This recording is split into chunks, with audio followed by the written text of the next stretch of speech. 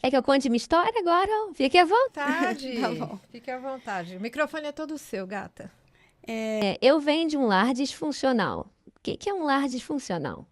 É um lar onde as funções dos familiares, daqueles personagens que estão ali, daquelas pessoas, elas não se adequam ao que deveria ser. Então, eu tenho um pai alcoólatra que era a pessoa mais importante da casa. Porque desaparecia, minha mãe ia atrás, eu ia atrás. Eu, criancinha, eu me lembro de uma cena assim. Eu vi uma pessoa com a camisa muito parecida com a dele no bar de costas, aí lá cutucar não era ele, era uma outra pessoa, né? E eu ficar com vergonha, eu pequenininha, 7, 8 anos. Muita violência dentro da minha casa, embora fôssemos uma família de classe média. Não passávamos nenhuma necessidade financeira. E meu pai desaparecido, minha mãe sempre atrás dele, e eu com outras irmãs, né? Minha família é grande. E cadê a atenção para a criança? Não tinha, eu não era importante ali. Eu não era vista. Eu era como se fosse a parede ali, né? Não era a pessoa mais importante. No colégio não tinha acompanhamento, eu ia, só ia. E aí eu fui crescendo uma criança que queria muita atenção, sabe? Queria ser amada, precisava ser amada. Aí eu trazia o boletim, não era importante. Ah, não, agora eu vou ir lá para a religião X, Y, Z, ali eu vou ser importante. Mas sempre muito só, né? E cuidando das minhas irmãs, porque afinal, numa casa em que a disfunção do álcool ela é forte, há muita confusão e muita sobrecarga para quem está ali. Até que, em certo momento da minha vida, eu conheci muitos rapazes, todos dependentes químicos, todos. Eu me atraía por homens que tinham dependência química ou eram alcoólatras. Hoje, dentro da Irmandade, eu percebo que eu estava procurando meu pai neles. Uau! Aquele pai que eu procurava no bar, aquele pai que eu queria que estivesse comigo, que fosse na escola, visse meu boletim, desse parabéns, eu estava procurando nessas pessoas. E já na adolescência eu tinha esse padrão. Muito briguenta. Namora. Posso fazer uma pergunta? Você acha que, de alguma forma, esses inícios de relacionamentos com esses dependentes era também uma tentativa inconsciente de salvar esse homem e provar que você seria capaz de mudar seu pai, de alguma forma? Dentro do livro Mulheres que Amam Demais, a Robin fala de 3 personagens específicas que a mulher que ama demais tem. A perseguidora, aquela raivosa que tá com raiva porque a pessoa não fez a vontade dela. A salvadora, não, eu vou salvar, porque meu amor vai mudar você. E a vítima, poxa, tá vendo, eu salvei. E ainda assim a pessoa não quis ficar comigo, foi embora. E a mulher que ama demais, ela, na doença, né, porque é considerado uma doença a dependência emocional. Ela fica transitando entre esses 3 personagens. Então, enquanto adolescente, eu transitava sobre a menina birrenta que brigava na escola, que queria brigar com aquele garoto, aquela menina, chamava atenção, ou aquela coitadinha que, poxa, tá sempre sozinha, né? Eu me colocava nesses personagens que eu precisava muito, né, de atenção. E aí, quando eu entrei na idade adulta, eu conheci uma pessoa, um homem, sou heterossexual, mas dentro do mar há mulheres de diversos tipos de orientação sexual, inclusive há mulheres transgênero, né? E eu conheci um cara, né, que se tornou depois meu marido, dependente químico de crack.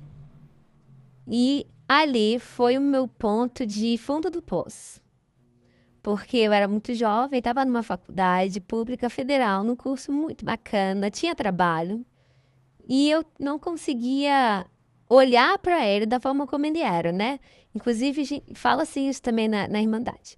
Eu olho, me apaixono pela fantasia de quem aquela pessoa vai se tornar, não por aquela pessoa.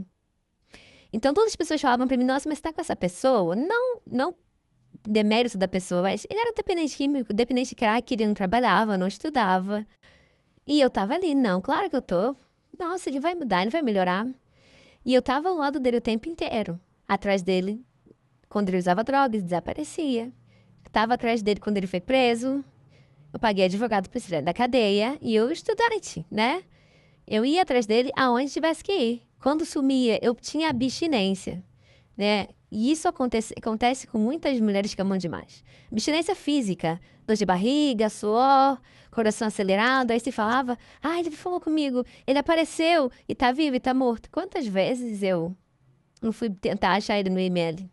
Sozinha, jovem. Quantos anos você tinha? Eu tinha 20 anos. Eu me casei com ele, porque eu não conseguia sair da relação, aos 24. E o processo da doença é muito intenso. Porque assim, você não vai vestir essa roupa, né, pra sair comigo. Por que você vai vestir essa roupa? Não, deixa que eu escolha o sapato pra você, porque você não sabe escolher roupa. Olha, por que você tá falando com esse cara? Não. Muda o seu Instagram, dá a senha do seu celular. Então, eu comecei a entrar no processo de isolamento, né? De isolamento. Cada vez mais, eu fiquei longe de meus amigos, eu tinha vergonha de falar a situação para minha família. Então, eu comecei a viver num isolamento profundo. Já que qualquer tipo de relacionamento, eu lembro de uma cena de falar com um amigo meu, e aí ele chegar na hora e tá falando com quem? Pegar o telefone e tacar na parede, espatifar o telefone. Sério, eu tinha medo da violência também. Eu nunca cheguei a ter um momento de violência física de fato, mas assim, jogar telefone na parede, gritar comigo, me xingar, isso já me travava. Socar a parede, Tocar móveis. me travava, porque poderia acontecer alguma coisa, eu estava no isolamento, então ninguém sabia do que eu estava passando. Eu nem imaginava a possibilidade de falar isso para alguém. E aí, até porque, de frente para as pessoas, fora do ambiente privado, nós éramos o casal perfeito. Imagina que legal, que fofa, mas como ela é boazinha, né? Tá salvando o rapaz que veio de um lugar difícil, né? Que veio de uma situação difícil. Não, como ela luta por esse amor, porque é isso. Eu, enquanto mulher que amo demais, eu confundo amar com sofrer. E até a nossa frase aqui, né, da Irmandade. Se amor significa sofrer, eu tô amando demais. Amor não é sofrimento. Mas para a Amora, que teve um pai alcoólatra, que viu a mãe apanhando, que tinha dificuldade financeira em casa porque o pai gastava tudo com bebida, embora tivesse uma condição financeira boa, a Amora ia sofrer, né? E aí esse aprendizado, né, de amar e sofrer, fez eu olhar para aquele relacionamento e falar, não, eu vou mudar. Ele vai mudar e seremos felizes. É o sonho de como o relacionamento poderia ser. Não com a realidade da situação. Eu não enxergo a realidade. Eu estou desconectada da realidade ali enquanto eu estou na doença ativa. Eu não estou olhando para aquela pessoa exatamente como ela é. Não, nem para mim. E aí é a primeira desconexão comigo, né? Eu precisava muito ser validada por aquele relacionamento. Muito. E é interessante que hoje em recuperação eu sei que aquele rapaz... Ele tinha a altura do meu pai. Ele tinha a cor do meu pai. E o jeito do meu pai. Meu Deus! E é assustador se dar conta disso depois, né? Caraca, velho. Meu Deus. Continua, gata. É assustador porque eu tava buscando aquele amor ali da infância. É aquela criança ferida que tava ali, esperneando, chorando e agarrando com tudo aquela pessoa que não queria ficar. Isso é muito importante, né? Dentro do MADA, eu aprendi que aquela pessoa não queria ficar comigo porque ela já tinha uma dependência. A dependência à droga, no meu caso, né? No caso do meu antigo relacionamento. E eu tinha dependência a ele. Eu, enquanto mulher que eu amava demais, eu achava que, nossa, eu sou muito superior. Porque eu trabalho, eu que banco tudo. Quantas clínicas eu coloquei em ele? Ainda mais depois que eu me casei, né? Quantas vezes eu lembro de ir atrás dele em locais de venda de droga e ver pessoas armadas ali. Eu pegava táxi, saía correndo atrás e ia pra lá, ia pra cá. Na compulsão e obsessão, não enxergava absolutamente nada. Pouco importava se no dia seguinte eu ia ter que trabalhar. Não importa. Eu precisava daquele oi, de saber se ele tá bem, daquele abraço. E quantas vezes eu me coloquei em risco. Porque quem garante, né, e até na época o terapeuta dele falou assim, olha, você precisa ter relação sexual com ele com proteção. Porque óbvio que ele tinha relações com outras pessoas de forma inadequada, né, sem proteção. E eu achava que ele era o modo da minha vida. Não, eu vou lutar, eu vou salvar. E quantas mulheres não pegam doenças nessa situação? Assim. Hoje eu vejo como que tudo me foi protegido, né? Eu acredito. Mada não é um programa religioso, fala-se de espiritualidade, né? Não precisa ter religião, mas a gente acredita num poder superior que rege ali, né? A espiritualidade da Irmandade.